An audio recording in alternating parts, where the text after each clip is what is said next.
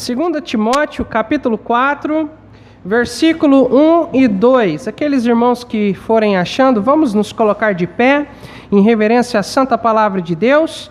E hoje, Deus nos abençoando, eu quero falar sobre por que a Bíblia tem um papel de centralidade nesta igreja. Este é o título e também o tema desta mensagem nesta noite.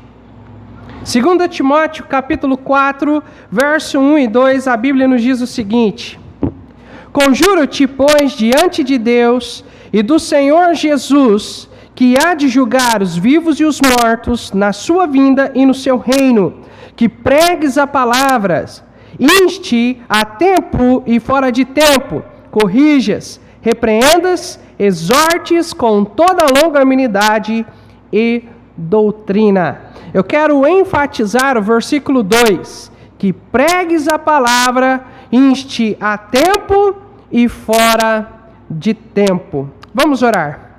Pai amado, Pai santo, nesta noite nós estamos gratos por estarmos aqui na igreja do Senhor, reunidos, Senhor, com a igreja, ó Pai, adorando o seu santo nome nesta noite. Pai, nós acabamos de entoar louvores ao Senhor.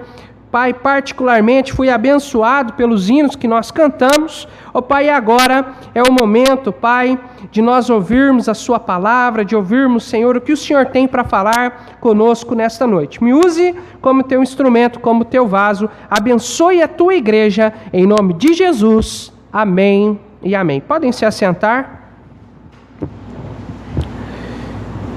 Por que a Bíblia tem um papel de centralidade na Igreja Batista Chácara dos Pinheiros? Irmãos, muitas pessoas que vêm nos visitar, muitas delas não ficam, elas não continuam a frequentar os nossos cultos. Muitas delas, na sua maioria, vêm apenas uma vez e nunca mais voltam, né? Nós tentamos entrar em contato, tentamos visitar essas pessoas, mas infelizmente elas não voltam. Tá?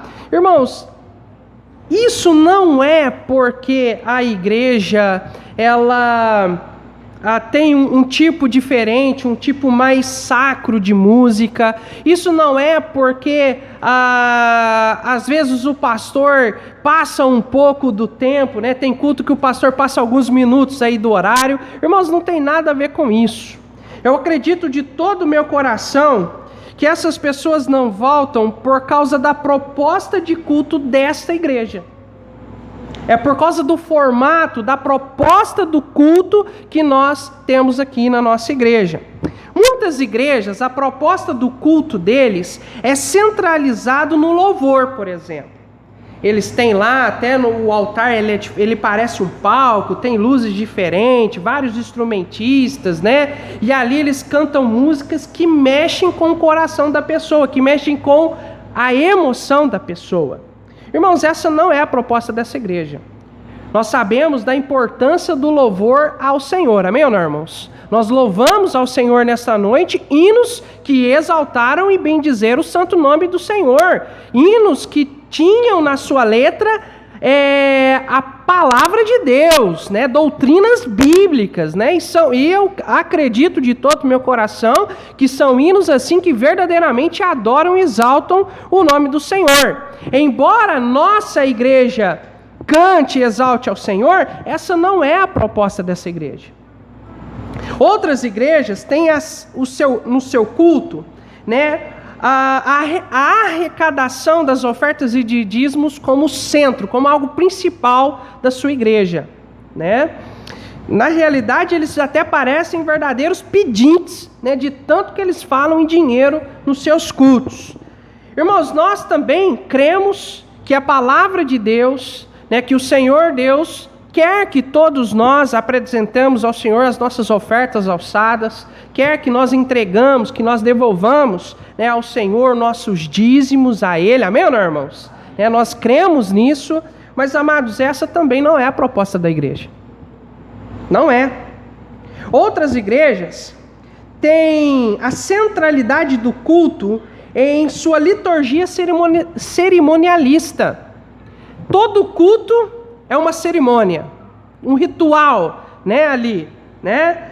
Irmãos, nós temos rituais e cerimônias na igreja, né? Nós temos 2 cerimônias na igreja que são muito, na realidade 3. Nós temos o casamento, né, que é feito todo um culto especial para o casamento. Nós temos, por exemplo, também o batismo, temos a ceia do Senhor, mas também não é a proposta da igreja. A proposta desta igreja é a pregação da palavra de Deus, amém ou não, irmãos? É a Bíblia que está no centro dessa igreja. A mensagem, a pregação da palavra é o foco dessa igreja. Irmãos, muitas pessoas não querem ouvir o que a palavra de Deus tem a dizer. Por isso que muitos não voltam. Muitos estão procurando uma igreja para frequentar, aonde em vez de ter um pastor ali, tem um coach. É assim que fala, coach? É isso mesmo? Acho que é isso, né? Tem alguém ali para dar uma palestra motivacional para eles. E eles não vão encontrar isso nessa igreja. Tem muitos que querem um pastor poderoso na oração, que faz aquelas orações tremendas de cura e libertação. Eles não vão encontrar isso nessa igreja.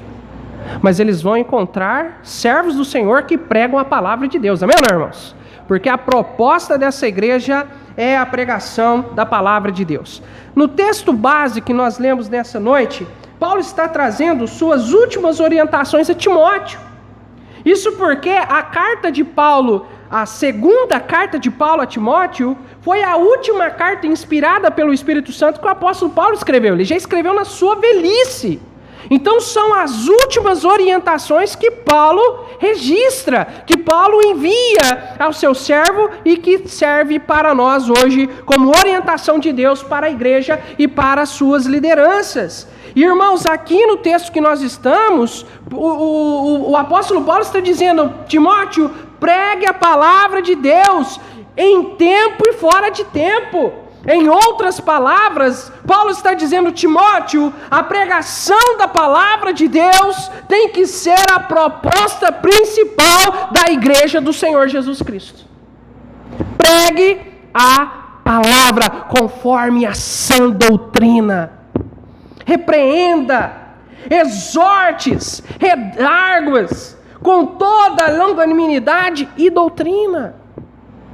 A centralidade tem que estar na palavra de Deus, na Bíblia, na pregação da palavra de Deus. São várias as razões, irmãos, pelas quais a Bíblia tem que ter o papel central na igreja de Cristo. Mas nessa noite eu quero apresentar 3 razões.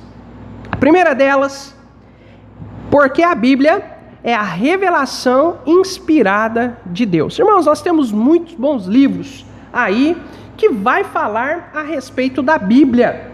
Mas, irmãos, nenhum desses livros é a própria palavra de Deus. Ela é o livro dos livros. É por ela que nós ouvimos as orientações de Deus para as nossas vidas. É ela quem revela o Deus Criador. É ela quem trabalha nos nossos corações por meio do Espírito Santo, transformando nossas vidas. Porque ela é a revelação inspirada de Deus. Muitas igrejas você vai encontrar ali pastores falando: olha, tem aqui uma revelação sobre... Irmãos, isso não é revelação. Isso pode ser necromancia, pode ser adivinhação, mas está longe de ser revelação. Porque a revelação completa e final de Deus é a palavra de Deus. E é por isso que nós pregamos a palavra de Deus em nossa igreja. Amém, irmãos? Irmãos, eu gosto muito de teologia, né? E parece que quando você vai aí na internet, né, o que você mais encontra são teólogos e teologia, vários tipos de teologias aí na internet, irmãos. E parece que até a palavra teologia está até na moda, irmão. Sidney, com relação à igreja do Senhor Jesus Cristo, tá?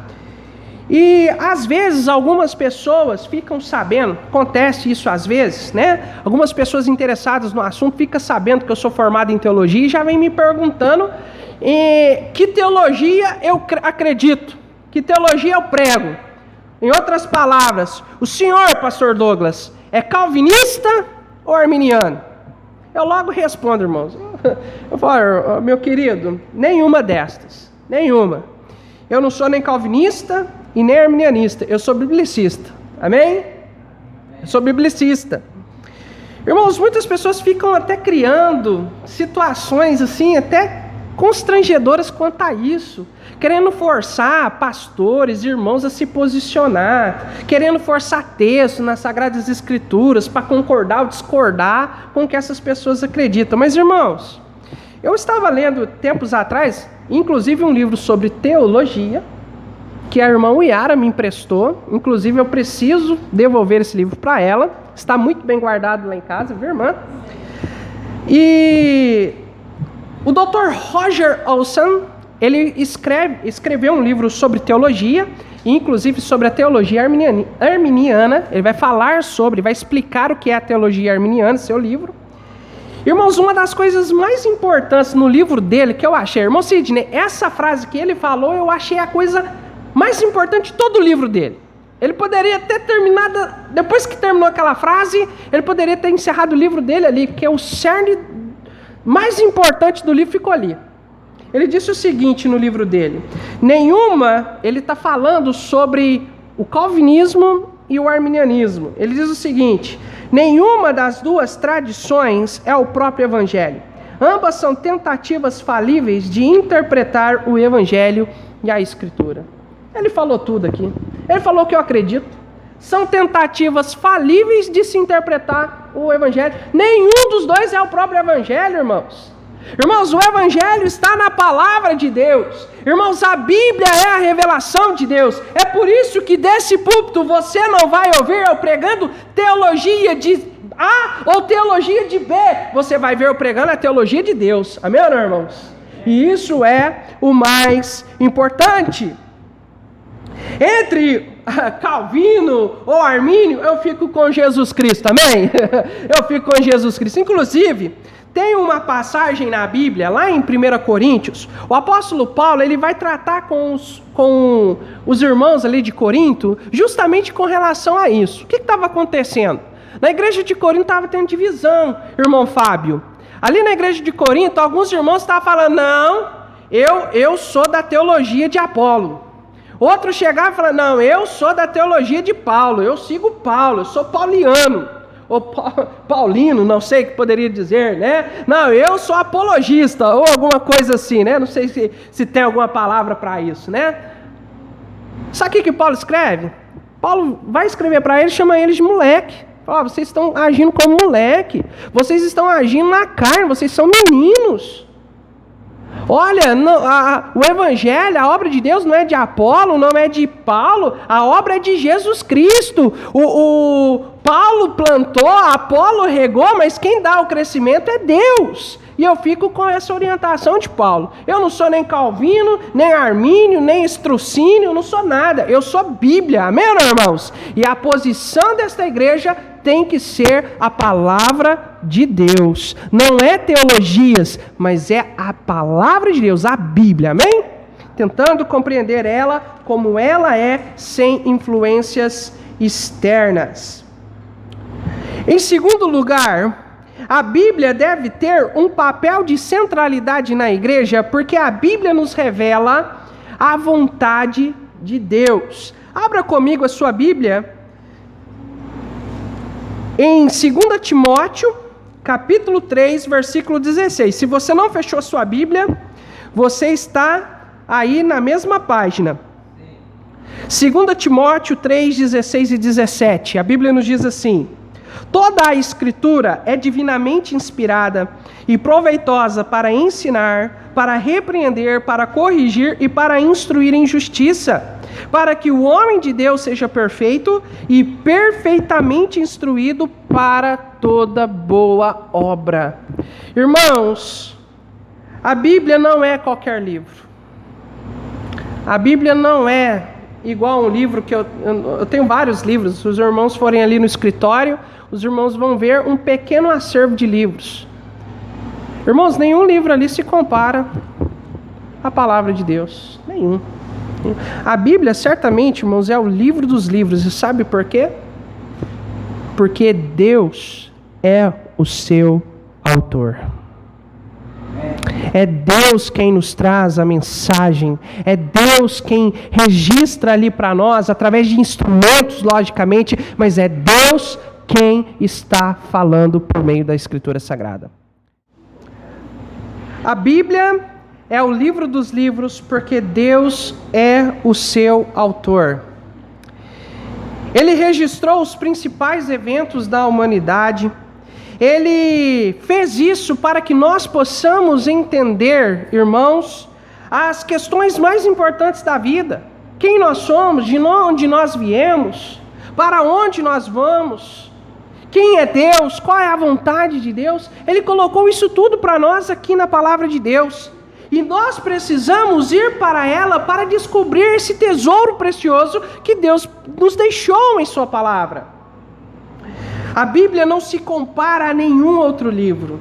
Irmãos, ela é um livro composto por cerca de 66 livros, escrito num período de cerca de 1.600 anos, por cerca de 40 escritores diferentes.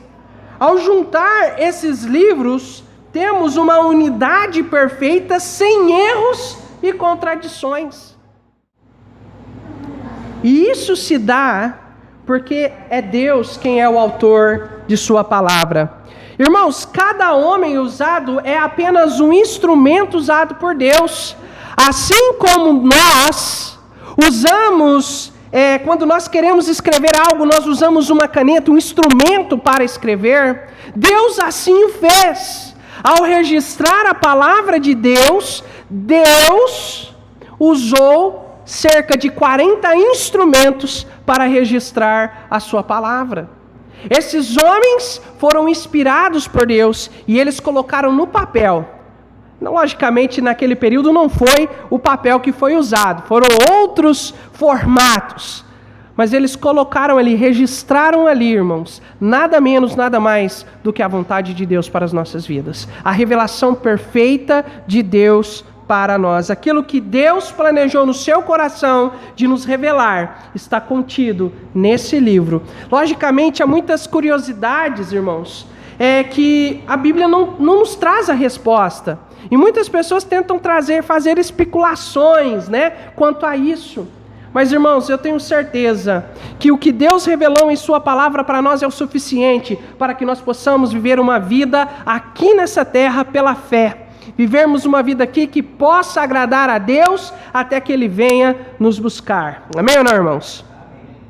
2 de Pedro, capítulo 1, versículo 21, diz: porque a profecia nunca foi produzida por vontade de homem algum, mas os homens santos de Deus falaram inspirados pelo Espírito Santo.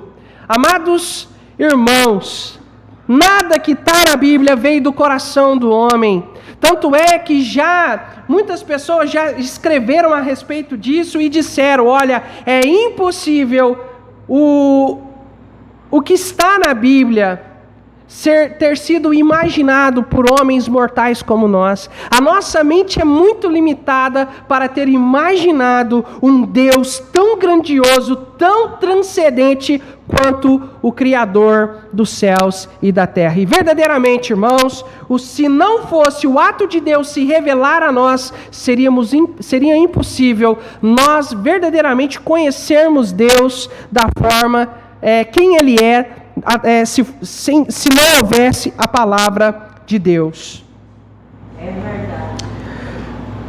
O Senhor nos deu a Bíblia para que por ela nós possamos saber como viver para agradar a Deus. A Bíblia é um GPS que mostra o melhor caminho que devemos enveredar para se chegar ao nosso destino com qualidade e segurança. Eu não sei se os irmãos já fizeram isso, quando, há tempos atrás, eu já tive a oportunidade de andar por um trilho à noite, no meio do mato, no meio do pasto, sem a luz da lua, só com uma lanterninha ali.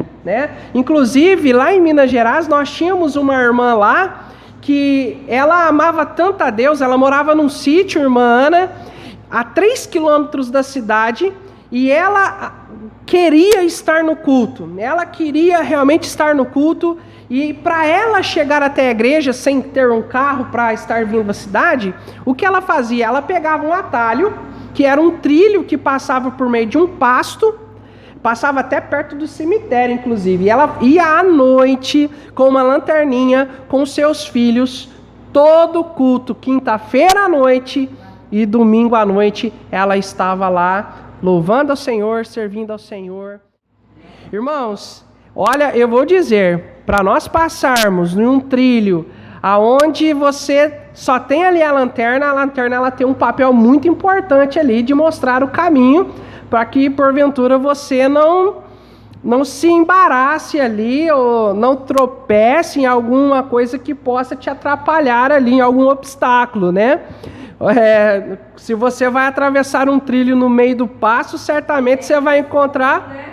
Exatamente. Você vai encontrar várias minas, minas ecológicas, produzidas por gados, que certamente você não vai querer pisar ali, né?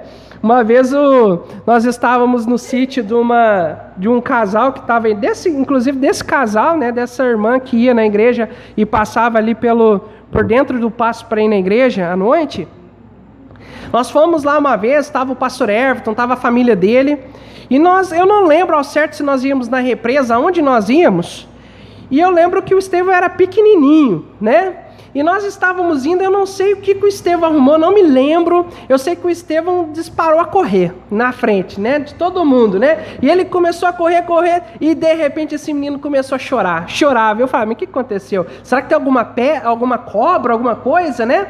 Então a gente correu lá para ver. Irmãos, ele pisou no esterco da vaca. Irmãos, esse menino chorava, né? Eu sujei meu pé, agora tem que voltar, tem que lavar o pé, e queria voltar para lavar o pé, né? Acontece essas coisas, né? Principalmente se a gente não está atento quando você vai passar num trilho no meio de um pasto, né? E ainda mais à noite, então precisa de uma lanterna para isso. Irmãos, a palavra de Deus, ela faz o papel dessa lanterna. A Bíblia diz que o mundo está em densas trevas, e a palavra de Deus, ela é a luz que ilumina o nosso caminho. Lá em Salmo 119, verso 105 diz: lâmpada para os meus pés é a tua palavra e luz para o meu caminho. Irmãos, a Bíblia ilumina o nosso caminho, e nessa iluminação ele revela os obstáculos que tem no percurso para que nós possamos desviar, né, dos obstáculos que vão aparecer. A palavra de Deus, irmãos, ela é muito importante para as nossas vidas, porque somente por meio da palavra de Deus nós podemos santificar as nossas vidas. Lá no Evangelho de João, capítulo 17, verso 17, a Bíblia diz: santifica-nos na tua verdade, a tua palavra é a verdade. Muito bem, somente a Bíblia nos qualifica diante de Deus, e é por isso que a proposta dessa igreja é a pregação da palavra de Deus. Em terceiro e último lugar, a Bíblia deve ter um papel de centralidade na igreja, porque a Bíblia nos revela o Senhor Jesus Cristo. Evangelho de João, abra sua Bíblia lá comigo, no Evangelho de João, capítulo 5, versículo 39 a 40. Evangelho de João, capítulo 5, verso 39 a 40, nos diz assim: examinai as Escrituras, porque vós cuidais ter nelas a vida eterna, e são elas que de mim testificam, e não quereis vir a mim para terdes vida. Aqui o Senhor Jesus Cristo, ele está dialogando, ele está conversando com alguns dos religiosos de sua época, escribas, fariseus e assim por diante. E o Senhor Jesus está dizendo para eles: olha, vocês examinam as Escrituras porque vocês cuidam ter nelas a vida eterna, e são elas que de mim testificam, mas vocês não querem vir a mim para que vocês possam ter vida. É isso que Jesus está dizendo aqui.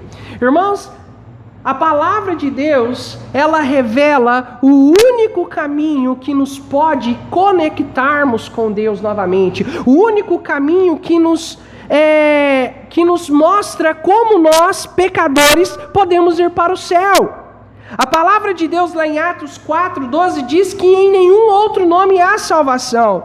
No Evangelho de João, capítulo 14, versículo 6, o próprio Senhor Jesus diz: eu sou o caminho, a verdade e a vida. Ninguém vê o Pai se não for por mim.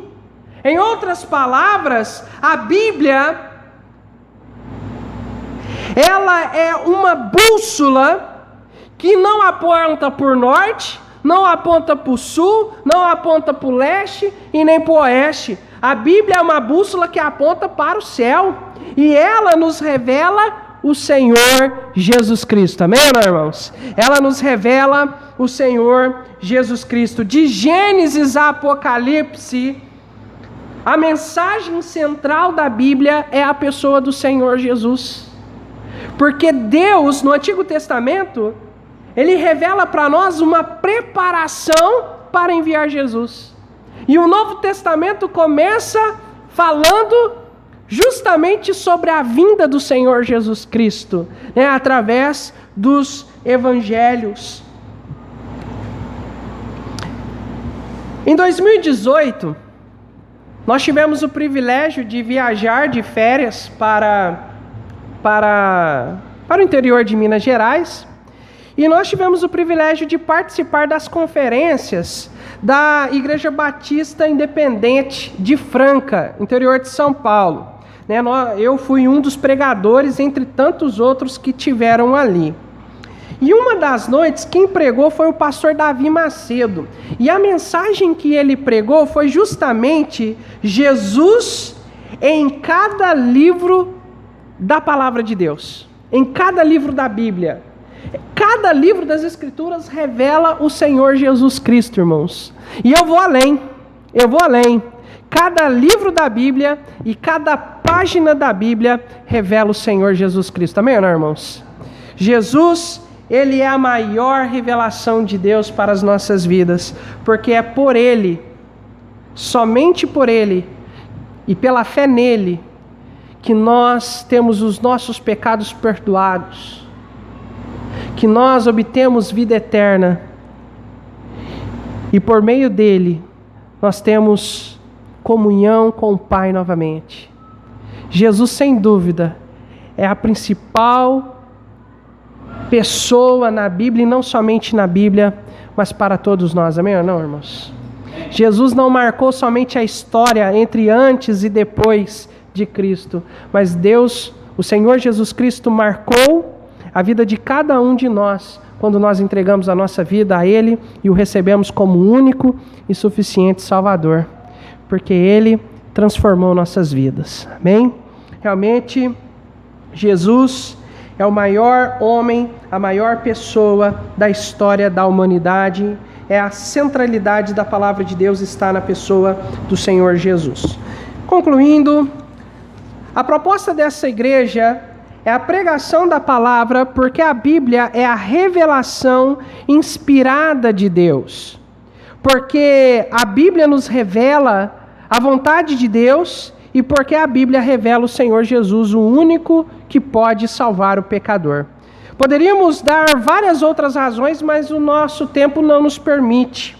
Mas eu quero dar um conselho para essa igreja nesta noite. Essa centralidade das Escrituras não pode ser algo exclusivo do ministério do pastor Douglas ou do ministério do pastor Miqueias. A centralidade das Escrituras tem que ser um distintivo dessa igreja. Porque o pastor Douglas, um dia mais cedo ou mais tarde, o pastor Douglas vai embora. Ou seja, Deus me tirando daqui para levar para outro lugar, ou seja, pela morte física, eu vou embora. Mas se Cristo não voltar, a igreja vai permanecer. Amém, irmãos?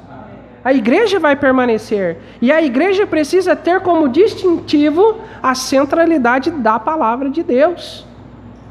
Ela precisa ter isso como um requisito qualitativo para se convidar um pastor. Eu tenho certeza que isso foi feito quando a igreja estendeu o convite a nós para que eu pudesse estar vindo pastorear essa igreja. Mas isso não pode em nenhum momento se perder ao longo do caminho.